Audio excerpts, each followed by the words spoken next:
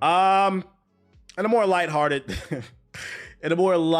and positive news, Borderlands 4. You might remember they got in trouble. The CEO came out and said that the game might be $80. And if it is $80, if you're a real fan, you should just buy it. Well, according to this article, Borderlands 4 reveals the $70 price tag, proving all the drama was for nothing. It will not be $80. So let's go ahead and hit for that. After weeks of online discourse, drama, apologies, and bad posts, the price tag for the next major Borderlands game has finally been revealed by 2K. Turns out Borderlands 4 won't cost $80 after all. Instead, the looter shooter will be launching for $70. Yeah, they backtracked. Don't be fooled. I think this game was going to be $80. I think when the CEO, Randy Pitchford, came out on Twitter and was like, if you're a real fan, you should buy it for $80. I think his dumb ass was expecting people to respond and be like, just suck him up. Like, no, nigga, get your crusty dick on. On June 16th, pre-orders went live for Borderlands 4. The massive looking RPG.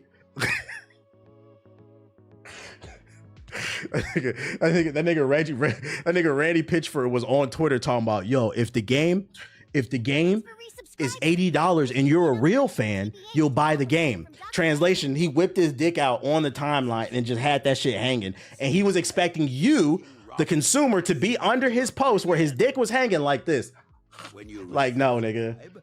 Shut the fuck out my fucking face. Anyways. That shit is.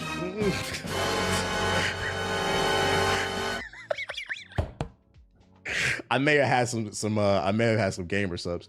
But anyways. You said I'm a great Anyways, what was I saying? On June 16th, pre-orders went live for Borderlands 4, the massive-looking RPG FPS, which was announced last year. It's set to arrive on consoles and PC September 12th, nearly 2 weeks earlier than originally planned. The standard edition of the game will cost $70, as confirmed by a 2K press release.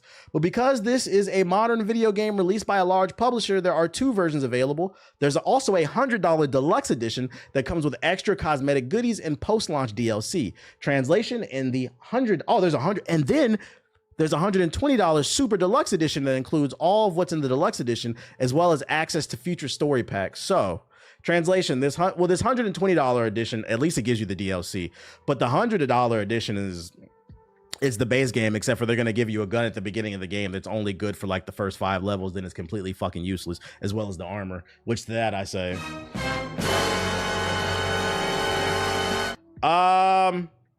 So just know, if you're interested in the game when it comes out this September, it will be $70 instead of $80. I'm not gonna lie, I kind of only want to play this game if I get it for free. It's way too much coming out in the fall. This is a maybe for me. If 3 of the homeboys buy it, maybe I'll buy it, because then I got people to run with. But I don't know. I'm still kind of 50-50 on the game. Yo, shout out to Easy Money Diaper with the super chat. Appreciate it. Let's see. I gotta say, TBH for gaming and academics for the music. When y'all get into talking and shitting and slander and the jokes are top tier, I guess. I'm not gonna lie, like I wish I would stop comparing me to him. I'm not like academics, guys. If you think I am, you really haven't been paying attention. I guess you were trying to be nice, but anyways, what was I about to say? Oh, we got a dev diary for Borderlands. Fat butt. We got a new dev diary for Borderlands. It's the first one. I think there's gonna be 4. So let's check out what's new, what's going on with it. Skirt.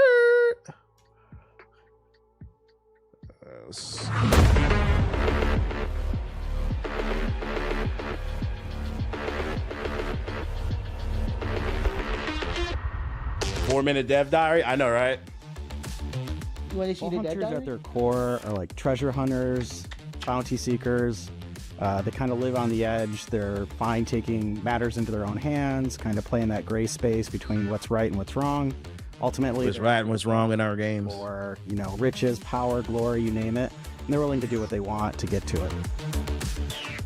So a vault hunter then is a treasure seeker, but also a vault hunter is someone that embraces the chaos that is the Borderlands and thrives. It starts with pitches from within the company. Anyone in the company can pitch a Vault Hunter. We play the game so much that we start to think about what we would want to see in it next. We collect She kind of bad. at the company level. We review those pitches and narrow it down. Often we'll take elements of multiple pitches and put them together to make something even more badass. And then it really goes to design. We want them to be somebody that players and ourselves can relate to. We view them very similar to like a hero, like in a comic book is frequently a good reference point for us. You want to get something that feels familiar Says and, she not and play as somebody you actually want it to be. Don't lie to her. I was talking about the black woman, not the green hair lady. In real life. You know, it starts with the ideation of trying to, you know, define and decipher what kind of fantasies we want to build for players. And then from there, it goes into concept. Concept comes up with a bunch of ideas that then design reacts to. And so from there, you go on to building the character and then actually building the action skill. And that's a continuous process as you work with animation, effects, audio, seeing if it feels good, if it feels fun. As someone that was on the project allegedly, I think you'll like it. Okay. That's what I like to hear. A cosign, allegedly. Sometimes it doesn't. You go back and you have to redo stuff. So, you know, Vault Hunters are in constant production over the course of the project, and we will keep tweaking stuff until, you know, code tells us, stop touching stuff, we gotta ship. Yeah, I mean, I think the guiding principle of Borderlands in general is just to be badass. The abilities, the gear, everything, it all has to be the things that our community expects. They can be from any walk of life. They can bring anything. What month it comes out? It comes out in September, I believe. The table, but ultimately they have to be cool and they have to be fun to play. We just I feel like this is literally a game. If I do get it, I'm getting it because the boys got it, and we just trying to get a co-op group going. But I don't see myself grinding myself. Whoa. I don't see myself grinding by myself. Only if like somebody's like, yo, you want to hop on? So like it's a game I probably would take forever to beat. Coach each character and imagine who they are at their most heightened, in the most Everybody chill out. insane scenario you could place someone, and have them, because they are in the Borderlands, assume it to be the norm. The average day in the Borderlands would be an insane day for any of us. And what would a crazy day look like for someone that lives in this universe? We're always looking for creating new and interesting experiences. We almost always have a soldier and we almost always have a siren, but we're always looking for, what if a siren had spooky dark powers? What if a soldier had a suit that was grafted to his body and he had That's kind of fire. arms and ligaments to help him in battle? They need to show more of that type of stuff. To the team, delivering Vault Hunters that we know players will really love is everything. We want to make sure that we're playtesting. I want to say more, but I can't. Players. Yeah, they need to show more of that type of gameplay. Hit on each of the individual phases that we have through development. For me, that was one of my pillars to the team on this project, was playtest often. Any of these number of things that we have with systems and design, we want to get those in front of players so that they can tell us if we're on base or if we need to go and be a little bit better. We're always looking at the community when it comes to our Vault Hunters to make sure that we're kind of meeting their expectations and then exceeding them, and also surprising them. You know, we can kind of infer a lot of what they're feeling, and we can like use that to our advantage to try to play with those expectations. And so when the game comes out, they're still surprised in the wake of all the marketing that comes along with it.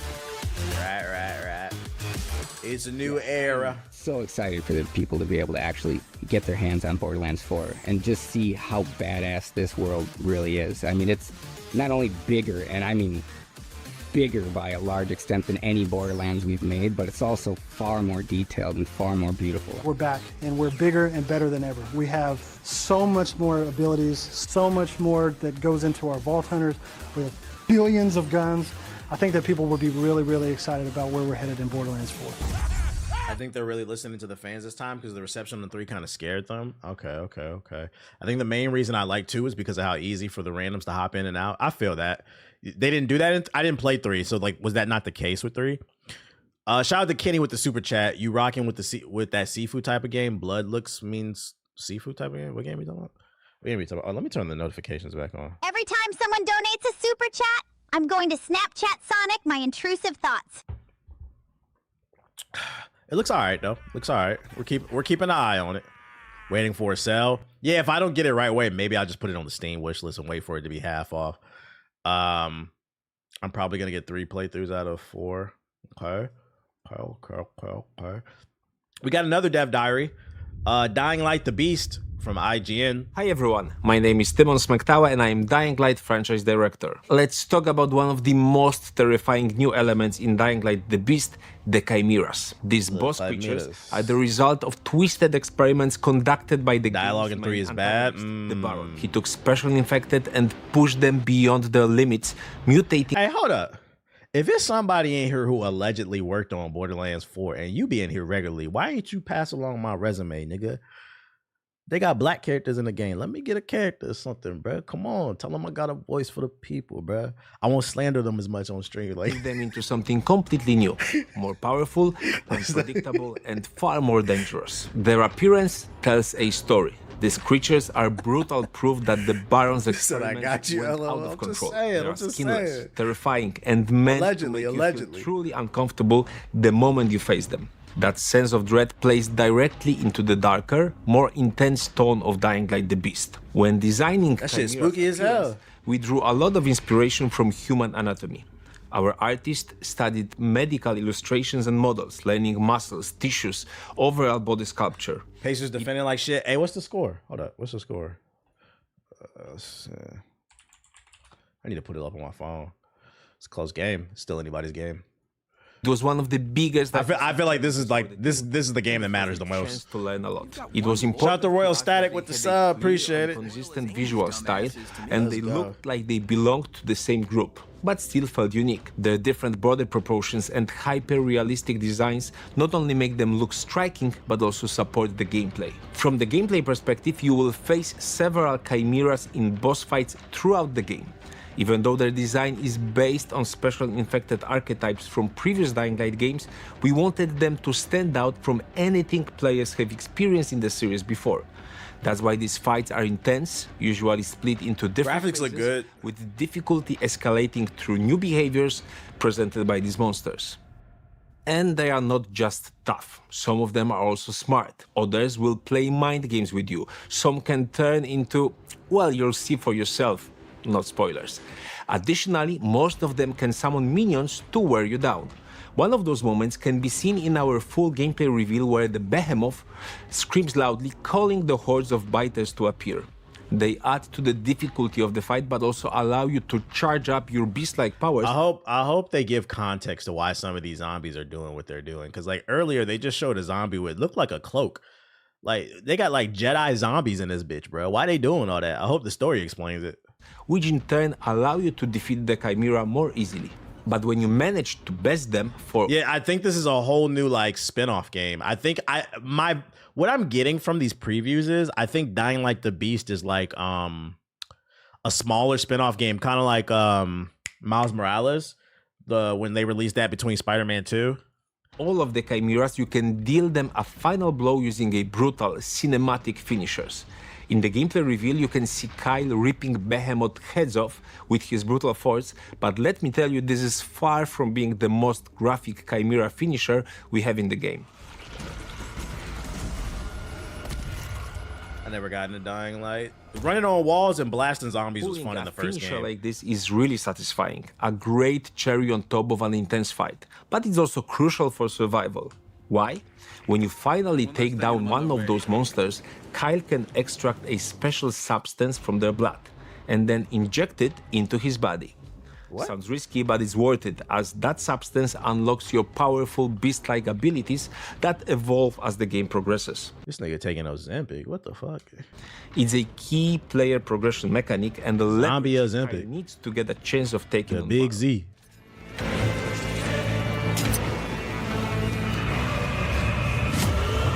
That blue magic.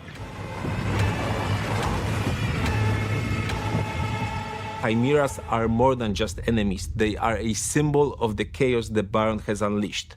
And facing them will test everything you've got. But isn't revenge Ozempic, right. Looks cool. August 22nd. God damn, bruh. I didn't know this shit was coming out late August. This is a September game. God damn. September, late August, September is stacked, bruh. We ain't getting no sleep. Right around the corner and all facts, bruh. Jesus Christ. Blue chews, blue chews. Yeah, autumn is packed. Autumn is packed. What else we got? Looks good though. It looks good. Oh, we got some previews. Some articles came out from some people that got to play Wu-Chang Fallen Feathers. In this tweet, he says, it's a voiceless protagonist. It's dark and gritty, unforgetting. It has a branching skill tree, felt more like full-on horror. Side quests with NPCs, checkpoints, based on real historical locations. You don't drop all the resources when you die. So it sounds like it's going to be a hard action game, but it's not a Souls game because you're not dropping resources when you die. Also, it's going to be based on real historical locations. So all the people that hated Assassin's Creed Japan, you know, Yasuke, real historical shit. Okay. Is there any gameplay of this? Let's see if we can find like a gameplay video. Wu-Chang preview. Official gameplay trailer. Nah, it isn't. Just some details in. That's all old shit we've seen before. I can't believe we're in mid-June. Time flies. Time flies. When I say gameplay, I meant like somebody actually talking about what they played. I want to hear like opinions on it. I've seen the gameplay on this stuff already. It looks a little janky to me. I want to hear what people are saying about it. But I believe this one's coming to Game Pass, so I mean, it'll be free. I think this is another game that comes out late August or like September. We'll be keeping an eye on it. We'll be keeping an eye on it. Press 1 if playing Death Strandings. Press 1 if you're playing Death Stranding so I can block you. Okay. For those still looking forward to the remaster of Prince of Persia, after 5 years, Ubisoft's Prince of Persia Sands of Time remake is now in deep development. That's right, ladies and gentlemen. They announced it 5 years ago and they just started working on it. Which means we most likely won't see it for another 5 years, guys. See it in 2030. But don't worry, I got a little insight on it. The reason why this is taking 11 years to make this fucking remaster is they're really leaning into the concept of the Sands of Time. Because remember, if you played this game, the prince can play with and manipulate time. So they think they have unlimited time, and that's why this game's never coming out. All right. It's now been 5 years since Ubisoft announced Prince of Persia Sands of Time remake when it was originally revealed. A little over a year since the publisher last popped out to remind us the project is still alive. But here we are again, 12 months on with another brief update, this time letting fans know the remake is deep in development. Ubisoft's Sands of Time remake was initially unveiled in September of 2020 when it was expected to arrive in January the following year. However, after its announcement trailer was met with less than positive reception, Ubisoft kicked off what would prove to be a succession of delays. Eventually, the project moved from its original developers, Ubisoft Poon? Where's that at? What city is that? Hold up. I'm ignorant, bro. Where the fuck is that at? Oh, it's in India. That's crazy. And Ubisoft, who got that Ubisoft point? That's crazy. And Mumbai to Ubisoft Montreal, where it was seemingly rebooted from scratch. And last year brought the news it wouldn't be ready for release until 2026. But while it seemed like Ubisoft might opt out of radio silence until its remake was finally ready for the big re-reveal, the publisher was instead shared the briefest update today on social media, a little over a year since its last launch, since they last talked about it. Yep, we're still deep in the game, it wrote. Whoa, can we get an Ayo? Exploring buildings and ensuring the sand moves with purpose. They're deep in the Prince. Hey, yo.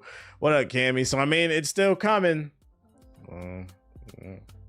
This game is being crafted by a team that truly cares. It continued. They're pouring their hearts and a lot of coffee into every step. Yeah, you're just saying that because your company is struggling financially. But if you guys are doing great, you wouldn't be saying this. You just put out the slop. And that's pretty much all we're getting for now. You care because you have to, not because you do. Aside from accompanying a bit of art showing a glass palace against a pink sky, Ubisoft pointed fans in the direction of the series spinoff The Road. I'm not playing that game. Wild, yeah, it was a wild selective verbiage. So if you're a Prince of Persia fan, you know, see you in 2030, I guess. Oh, GameStop tweeted this out the other day. This was pretty interesting. They tweeted out something new is coming. Play this trailer real quick.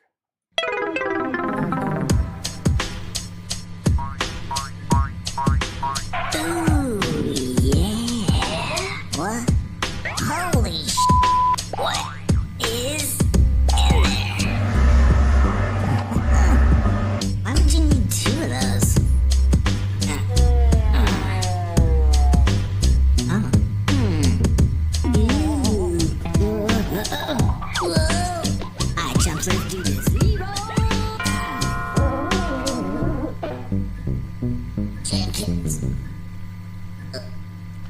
Okay, so let's analyze this trailer. Most people on the internet think what they're hinting at is that GameStop could be potentially launching their own brand of arcades. Walk in, pay a price, you could play the arcade machines type shit. And the reason being, push start arcade right there. It's literally an arcade. You got the old 80s style car, Ferrari or whatever the fuck that's supposed to be. So the whole vibe is there. So people are thinking it could potentially be a GameStop arcade coming. But I'm here to let everybody know that is a good guess, but not quite. Now, I cannot confirm. First of all, let me before I go into what I'm about to say, because I know the truth. Nobody's going to a GameStop arcade. I'm not going to that. But anyways, now I cannot confirm or deny, but I might have some insider knowledge. I can't tell you where I read this. It might be Reddit or something. I don't know. But I read somewhere online allegedly that they are not working on an arcade. Actually, what they're working on is a fucking cum stain. See, right there, it says Skeet Balls. So whatever they're working on, it's gonna be worth a fucking cum stain. It's gonna be fucking garbage, trash. I don't give a fuck. Fuck GameStop, nigga. We don't care, nigga. We don't fucking care. Google stop. Whatever it is worth. Don't hit me, bro. That shit gonna smell like poon. What I'm saying. We don't fucking care. We ain't. Watch. They gonna be like, oh, bring in. You think it's an arcade? No. Okay. This is my prediction. This is my real prediction. Nah, I hit him. He said, don't say that, Dad. That's nasty. But jokes aside, people. I'm gonna guess it's gonna be an arcade, right? But it's gonna be a twist. It's gonna be an arcade where you can come in and trade in your arcade machines, because some people have arcades in their man caves. I mean, you can buy arcade systems online. You can buy them. You can buy them at Best Buy. They be carrying them, right? So it's gonna be you can load your arcade cabinet onto a truck and bring it to them. And that arcade cabinet that you paid $500 to like $1,000, depending on what it is, they're gonna offer you $50. And to that I say, get that ass banned. Now, last but not least, before we end this section, I have a little bit of slander I want to talk about here on this stream. If you're not familiar with my content, if there's one community I can't stand, it is the Dragon Ball Sparking Zero community. Infamously unemployed, belly hanging out the shirt, Hawaiian t-shirts, sipping on jug juice. You know what that hairline looks like. Musty, bitchless, unemployed, complainer, chronically online, and they love to tell you you're not smart enough to play the game that any dumbass can play with fucking 3 combos in it. They said it was going to be Game of the Year last year. I said no, it wasn't. It's another arena fighter. And within the first month of the game coming out, 90% of players stopped playing it. Here we are a few months out, and it would seem My Hero Academia Ultra Rumble has more players than Dragon Ball Sparking Zero. Give it up for My Hero. This free-to-play shitty BR has more players than the game you paid $100 for early access.